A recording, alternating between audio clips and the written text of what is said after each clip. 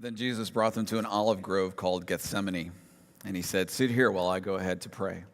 He took Peter and Zebedee's two sons, James and John, and he began to be filled with anguish, horror, and deep distress. He told them, "My soul is crushed with grief to the point of death. Stay here and watch with me." He went on a little farther and fell down on his face on the ground, praying, "My Father, if it is possible, let this cup of suffering be taken away from me. Yet I want your will, not mine." Then he returned to the disciples and found them asleep. He said to Peter, "Couldn't you stay awake and watch with me even 1 hour? Keep alert and pray. Otherwise, temptation will overpower you.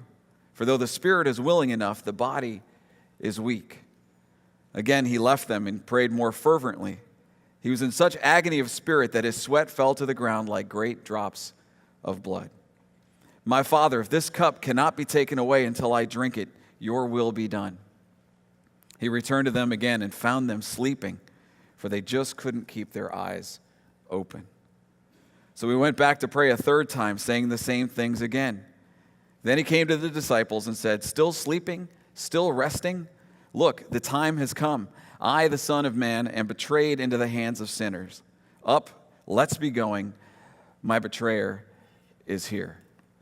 It was in the Garden of Gethsemane that Jesus takes this bitter cup of sacrifice and suffering, betrayal and death, and he drinks it to its very dregs. And in doing so, he pours himself completely out for you and for me. We're talking over the next several weeks about defining moments. And the Garden of Gethsemane is one of several defining moments in the life of Jesus. What makes this one significant is that Gethsemane leads Jesus to the single most defining moment of his life, the cross. And the cross wasn't just the single greatest defining moment in the life of Jesus. The cross remains the single most defining moment in the life of all mankind, in the life of human history. God took on flesh in the person of Jesus. He entered into our world so that Jesus could go to the cross. That was the primary purpose of Jesus' life. His whole life pointed him to the cross, to where he would make the ultimate sacrifice at a place called the Skull when he was just 33 years old. And as this video points out, it was in the Garden of Gethsemane that Jesus wrestled with that soul-crushing anguish over whether or not he would even choose to go, or if he could even choose to go to the cross. His humanity and his divinity are in such great tension as he prayed for God's guidance in that garden. His divinity is moving him towards the cross where he needed to go, while his humanity wants to live, wants to survive, wants to avoid the pain of betrayal and torture and death, the things that are just around the corner for Jesus. And he's battling every human instinct in his body to survive, while his divine nature knows that the only path that he can take is the path that leads him to the cross. So it's in that garden that Jesus again makes the conscious an intentional choice to pick up the cup of bitterness and suffering and sorrow and death and drink it to its very dregs for you and for me. The garden is such a key defining moment in the life of Jesus, because in that moment, as Jesus is wrestling with what to do and making the choice, all of humanity, all of sin, all of life, all of death, heaven and hell, all hang in the balance of what Jesus chooses to do, whether he chooses to drink from this cup or not. This is a dark night of the soul for Jesus, to be sure. This was the night that Judas would betray Jesus with a kiss. This was the night that the torment and alienation of the cross would begin for Jesus. That night, Jesus and his disciples had celebrated the Passover meal together.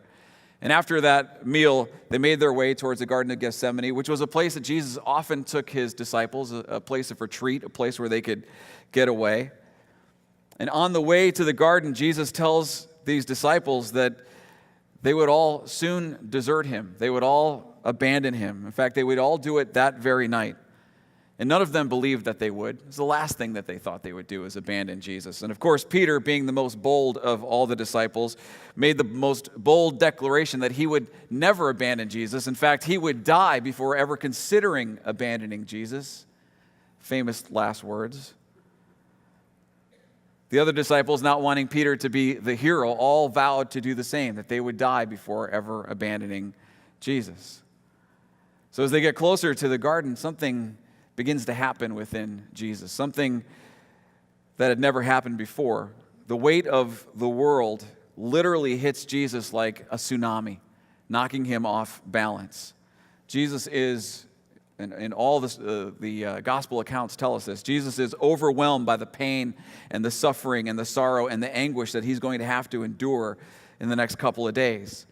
And it's not just the suffering that he physically will have to endure in his own body that has Jesus thrown off balance, that has him overwhelmed. It's the suffering and sorrow and sin of all humanity that he has to take on himself that overwhelms him.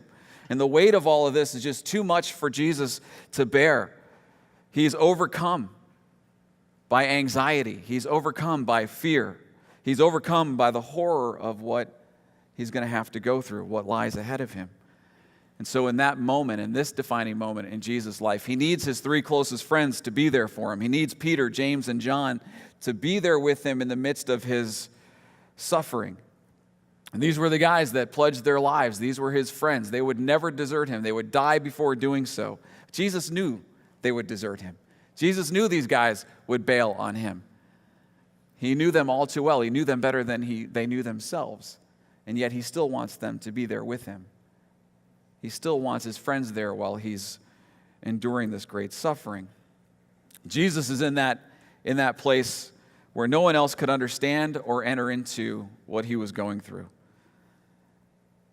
Which means that when you and I are in similar places in life, when we're in that place where no one else can understand, when no one else can enter into our pain, when no one else can take it away, that Jesus understands what it's like to be there. He experiences the ultimate weight, but he understands the weight that you and I carry. And we are not alone when we carry that weight. He is with us. In fact, he carries us oftentimes when that's our experience. So the garden, again, it's the loneliest and most terrifying night of Jesus' life. He's holding this bitter cup of suffering that God had given him to drink, and he's wrestling with whether or not he can drink it. In the Old Testament, if you look at what the cup refers to either God's blessing or God's wrath. And it is the cup of God's wrath that Jesus has to drink from. It was a cup filled completely into the brim with sin and suffering and the worst that you and I have ever done, will ever do, the worst that humankind has ever done, will ever do. And Jesus had to drink from that cup. He had to take that on. And the overwhelming weight of this cup is taking such a physical and emotional toll on Jesus that he confesses that his soul is crushed to the point of death. Now, each one of us, we all have our cups to drink from in life, don't we? Sometimes our cups are full of joy and blessing and good things. Sometimes our cups are full of peace, not as often as we'd like, but sometimes that's the case. And sometimes our cups are filled with bitterness. They're filled with suffering and sorrow and pain and grief. And when the contents of our cup are filled with bitterness, sorrow, and pain, we want our closest people to be there with us, whoever our closest people are. It could be our family, could be our friends. We just don't want to suffer alone. Nobody wants to suffer alone. Nobody wants to suffer in silence, especially when the waves of life have knocked us off our feet. We want people to be there with us. Yet there are times in each of our lives when the waves of life knock us off our feet and we feel utterly and completely alone. But we're not alone.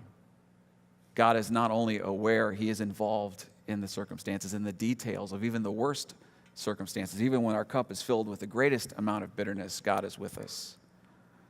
We're not alone. And we need God to be there for us, because even if the closest people in our life are there for us, they can't fully understand what it is that we're going through. They can't fully enter into our circumstances. They can't take the pain away. The best we can hope for is that their presence, their simple presence, will have some soothing effect on our lives and on our circumstances. Jesus, that's where he was. That's why he wanted these three guys to be there with him. He didn't want to suffer this kind of suffering in silence. He didn't want to suffer this kind of suffering alone. He wants his friends there with him. Imagine knowing what Jesus knows. It is God's absolute, total, and complete grace that you and I have no idea what's going to happen to us when we leave this room. Jesus didn't have that luxury. Jesus knew what was going to happen to him. Imagine knowing what's going to happen to you if you're Jesus. He knows several things. He knows that one of his closest friends, a guy that he has poured his heart and life and soul into, is about to betray him with the intimacy of a kiss. Judas. Do you know what the name Judas means? One who is praised. How many of you know people who've named named their son Judas? Ever. Because it no longer means one who is praised. It means the one who betrays with a kiss. Right? Judas is right up there with names like Adolf and Jezebel. Nobody names their kids those names anymore. So Jesus knows that Judas is going to betray him. Jesus knows that he'll be arrested on trumped-up charges brought forth by insecure religious leaders who were threatened by Jesus and what he did. He knows that he'll be traded like a baseball card for a murderer named Barabbas. He knows he'll be beaten. He knows he'll be tortured, and he knows he's going to be humiliated and ultimately die the worst death, the worst execution that humans have ever invented, death by crucifixion on a cross. No wonder Jesus' soul is crushed to the point of death. Mine would be too. So would yours if you knew that this is what was awaiting you. So Jesus enters the garden with Peter, James, and John. He has the other guys stay at the gate, and he asks these three guys to watch out for him, to pray for him, to have his back. And with the battle between his divinity and his humanity raging in his soul, Jesus walks a few yards away from his friends, and he collapses under the weight of all that he knows, of all that's coming. He went on a little farther and fell face down on the ground, praying, "My Father, if it is possible, let this cup of suffering be taken away from me. Yet I want your will, not mine." Luke 22:44 tells us, he was in such agony of the spirit that his sweat fell to the ground like great drops of blood. Whether he was actually sweating blood or Luke is just using hyperbole to get the point across of how much Jesus was suffering is uncertain, and it's debated. However, there is a condition called, I'm going to try to say this right, hematidrosis, which under great stress causes the blood vessels in the sweat glands to rupture, causing a mixture of blood and sweat to come forth. I don't know that there's any other stress greater than what Jesus was under. I don't know that there is anything that could cause this. If this didn't cause it, nothing could.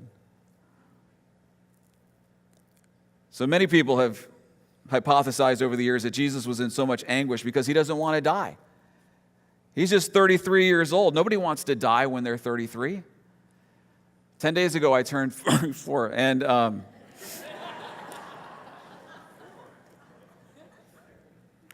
I can't bring myself to say it clearly just yet. But when I was 33, Kara and I had been married just 11 years. When I was 33, we had no children. I don't remember what life was like before children, actually. It's pretty much a good thing, if I'm honest. So when I was 33, Gracie and Sophie hadn't been born yet. Gracie wouldn't be born for almost 2 years after that. Sophie almost 4. And I can't imagine not being there for their birth. I can't imagine not being there for their first words, their first days of school. I can't imagine not waking up almost every morning and climbing in bed with them and messing with their faces, kissing them like I did Sophie this morning until she wakes up and says, "Daddy." Then later today she'll say, "Dad, why'd you wake me up? I love it when you snuggle. I don't like it when you wake me up." I'm like, "Yeah, you really do. And I don't care anyway because I'm going to keep doing it." I can't imagine that. Can't imagine beginning and ending my days, most days, kissing my little girls.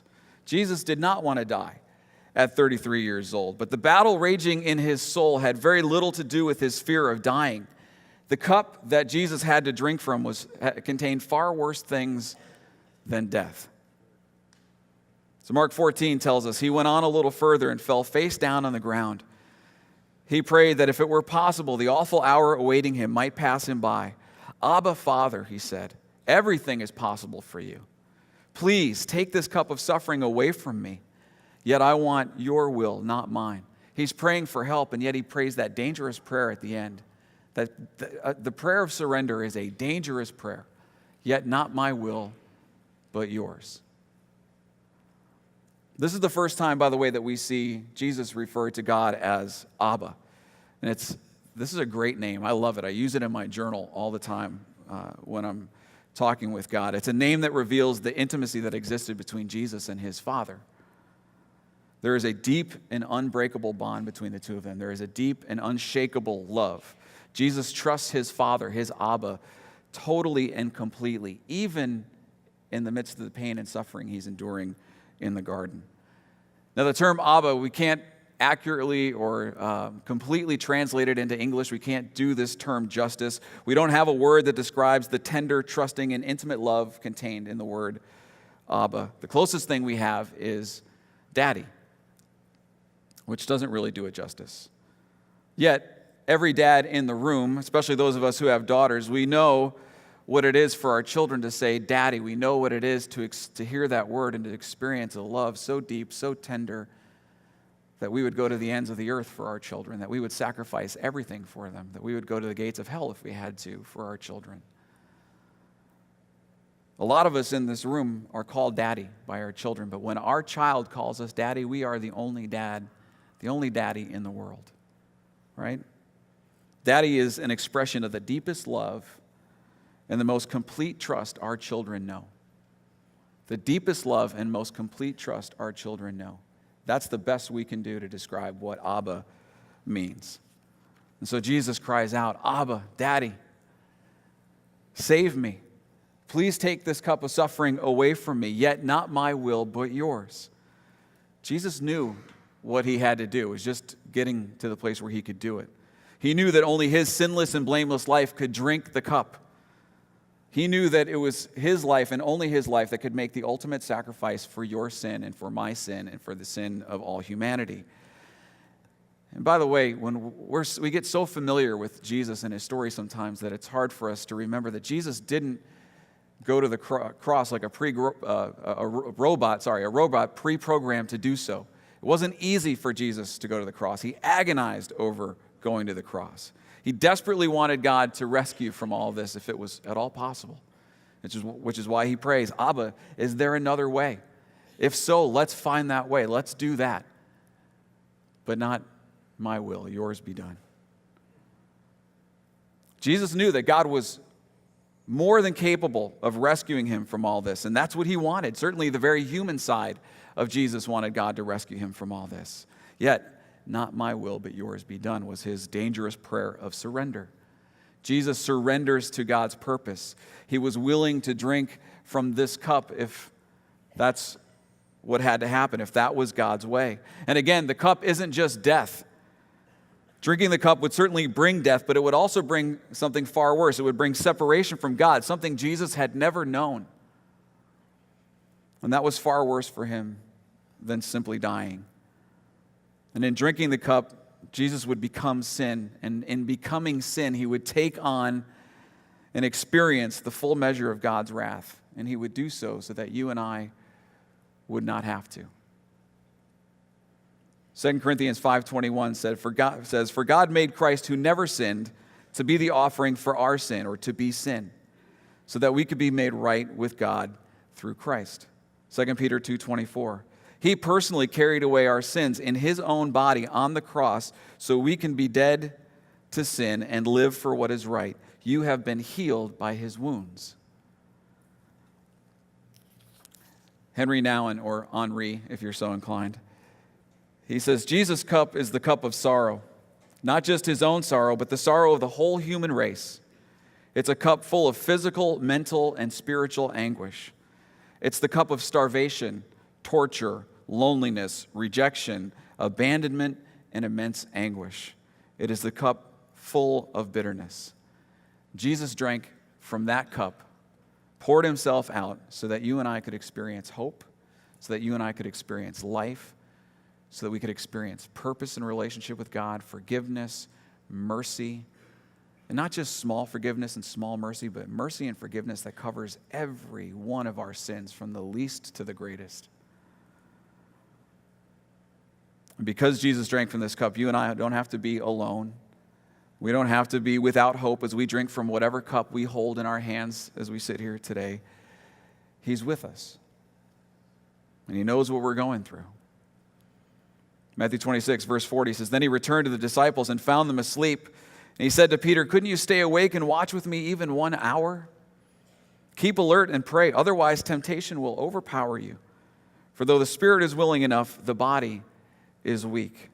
And here's another soul-crushing disappointment for Jesus. As though things weren't bad enough for him, his friends have fallen asleep. His friends that he wanted just to be there for him, to stay awake, to have his back, they've fallen asleep, putting that exclamation point on his suffering. These men who had vowed never to desert Jesus couldn't even stay awake during his darkest hours for him. All three of these guys are asleep, but Jesus calls out Peter, probably because Peter was the most confident and the loudest about what he would do or not do for Jesus and proclaiming his undying loyalty. Yet now Peter, exhausted, depressed, uncertain, is asleep. Theologian William Barclay says, he took with him his 3 chosen disciples, but they were so exhausted with the drama of these last days that they could not stay awake. And Jesus had to fight his battle alone. That is also true of every person, of each one of us. There are certain things a person must face and certain decisions a person must make in the awful loneliness of their own soul. There are times when other helpers fail and comforts flee. But in that loneliness, there is for us the presence of one who in Gethsemane experienced it and came through it. And that is really good news. Jesus again left them and prayed, "My Father, if this cup cannot be taken away until I drink it, your will be done." Now and says again, when we are crushed like grapes, we cannot think of the wine we will become. The sorrow overwhelms us, makes us throw ourselves on the ground, face down, and sweat drops of blood.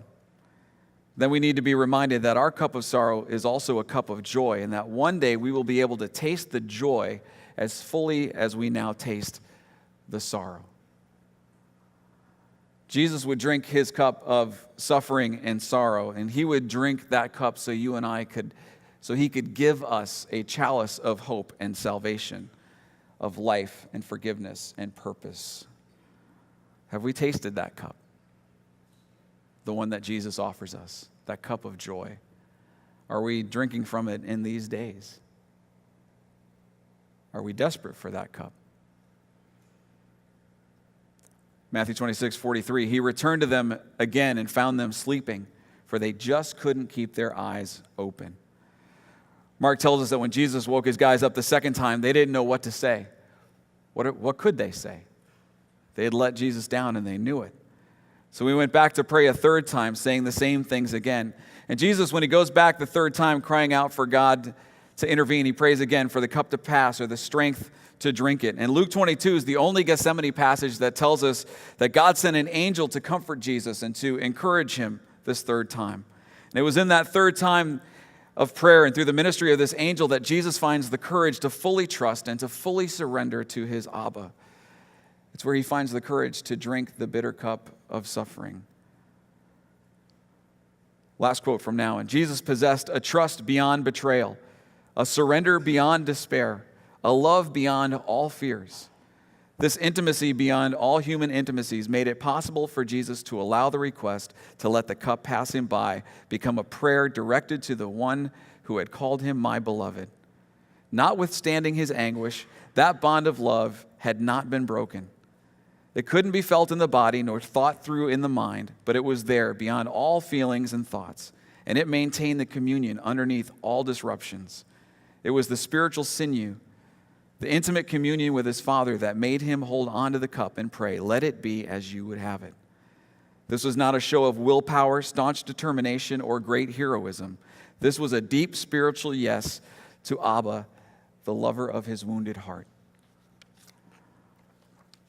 The intimate relationship that Jesus had with God that was what gave him the strength to move forward. The cross had to be a choice that Jesus made, not something he was forced to do. It wouldn't work if he was forced to do it. Love had to choose suffering for there to be a sacrifice. Love had to choose to suffer for you and for me in order for there to be a real and true sacrifice. And Jesus' love for you and his love for me, the fact that he could look into time and see your face and mine, your sin and mine, that was enough for Jesus to choose to go to the cross, to choose to drink from his cup of suffering so that you and I might, he just went on the chance of might, that we might choose him that we might choose life, that we might experience hope and forgiveness and all that he offers us. That same love is with us today as we drink from the contents of the cup we presently hold in our hands. It's our intimacy, and it's really only the intimacy with Abba through Jesus that gives us the strength to drink whatever is in our cup in these days. It's the relentlessly tender love of Jesus that sees us through the darkest circumstances of our life. And some of us in this room feel like that's where we are today. And Jesus sees us through for our benefit and for his glory. He doesn't leave us where we are. Then Jesus came to his disciples and said for the third time, still sleeping, still resting? Look, the time has come. I, the Son of Man, am betrayed into the hands of sinners. Up, let's be going. See, my betrayer is here. Jesus is coming out of the garden here, and as he's coming out, he's different than he was when he was going in. As he's coming out, he's resolute. He's determined to go to the cross. He's still afraid. He's still experiencing terror. He's still experiencing anxiety. But when Judas shows up, he's ready. Because he knows the cross is the only way that Jesus could freely offer his life to the world as a substitution for our sin. And so he drank his cup, the one that God had given him to drink. The cup that you hold today is different than the cup that I hold. It's different for each one of us. But we must each step into our own journey. For Jesus, it led to the cross. For you and I, we don't know yet where it leads, but we have to take that journey. We have to take the contents of our own cup and drink it to the dregs. But we have to choose to do that. Will we take our cup? Will we drink it? Will we drink, even if it's bitter and sour and full of grief, will we drink it? Knowing that as we do, we are not alone. God understands fully what we're going through, and he has purpose in our pain. Will we take the cup? Will we drink from it? Will we do as Jesus did? Will we surrender? Will we pray that dangerous prayer, not my way, but yours, God? Whatever that may mean. Will we surrender? And in surrendering, will we choose mystery and wonder and significance rather than safety, mediocrity, and predictability? I realize as I ask those questions that some of us may feel a bit like the disciples did when they were sleeping in that garden. Maybe we're experiencing depression in our lives these days. Maybe we're confused. Maybe we're overwhelmed by the circumstances that we're facing in life. Things in our life have changed, and we're not sure how to manage it. Things in our church have changed, and we're not sure how it's all going to shake out. We've been knocked off balance by the stuff of life, and we're feeling a bit disoriented. We're feeling a bit anxious, and we're feeling a bit vulnerable about that. Some of us may be in here wondering, are the best days of our church behind us? What is to come? The truth is, our best days as people, our best days as a church are not behind us. They are ahead of us, just ahead of us, and we will experience those days as we enter into that dangerous prayer, not my will, but yours. As we pray that dangerous prayer of surrender. Will we surrender? Will we drink the cup? Will we step into the mystery? Will we trust that God will match our faith, however small, however shaken it may be? Will we trust that God will match our faith with his power and do what only God can do in our lives and in our church? Will we allow Jesus to take us to those unexpected places on that wonderful journey to where our lives will have the greatest significance and greatest purpose? Those places we only go, we only visit, we only see when we follow Jesus. Will we allow him to take us there? Will we drink the cup? We're going to take communion this morning. And as we take communion, this gives us the opportunity to identify with the sacrifice that Jesus made for us on the cross. It also gives us the opportunity to surrender again to our Abba, the lover of our wounded hearts. There are going to be people at each station, and Paul's going to come and play a song, and just come when you're ready. There's stations in the back, stations all around. And as you come, the people at those stations will say two simple phrases to you. This is the body of Christ broken for you. This is the blood of Christ shed for you. And as you come, remember Jesus' sacrifice for you. And as you come, before you come maybe, do a little business with God and see if your heart is ready to pray that dangerous prayer of surrender. Not my will, but yours.